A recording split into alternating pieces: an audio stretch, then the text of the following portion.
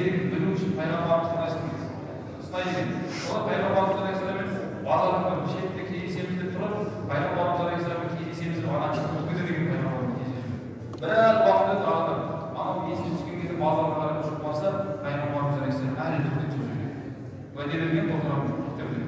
Сөйтсе арада ұят болып пайғамбарымыз алейхиссаламмен кешірім сұрап, ана кісі пайғамбарымызға жалынып жатса, айтады пайғамбарымыз алейхиссалам мен кішкене болса да шығармаларымды қалып қойған еді деп пайғамбарымызға сабырлықпен кетіп қалды деп қараңыз.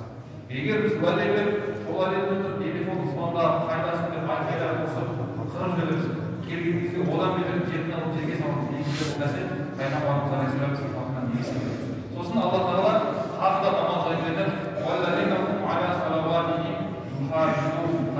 Ол аятта алты сипат болса, алты сипаттың екеуі намазға келтіреді қараңыздар.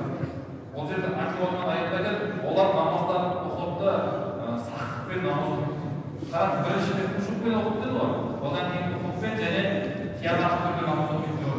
Яғни хушукпен тиянақты қалдырмай намаз оқып жүру, ол Алла тағаланы сүйген мұсылман адамның бейнесін қалдыру керек болған үлкен сипаттан екен. Одан кейін Алла тағала осы сипаттарды айта келе,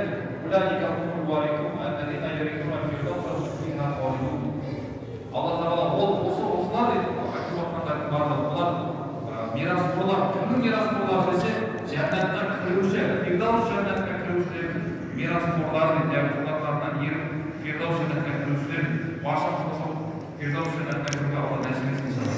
Сонда жаңа айттық қой басында пайғамбарымыз алейхиссалам мүшриктерге қиналып бізден дұға етіп сұраған кезде жаңағы аяттар түсті. Сонда пайғамбарымыз алейхиссалам мынандай бір хадис айтқан екен. Маған Алла тағала Құран аяттарынан Мумин сүресін жіберіп отыр.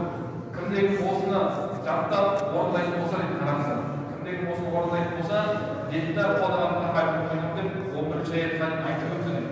Кімдегі осыны орындайтын болса, Алла тағала сол жәннат жүрсін деп айтқан екен. Сондықтан Алла тағала баршамызды сол сипатқа лайық болған мұсылмандарды болуға Алла нәсіп етсін. Кезінде пайғамбарымыз алейхиссалату вассалам хадисін білесіздер. Мынау сахабалар мен пайғамбарымыз өмірде өткен екен Айша анамыздан сұраған екен ғой. Айша пайғамбарымыз алейхиссаламның мінезі қандай болады деп сұраған екен. Онда пайғамбарымыз алейхиссаламға жұбайы жаңағы Айша анамыз кішкене түрі ренжіген күйде айтқан екен де қой Құран деп.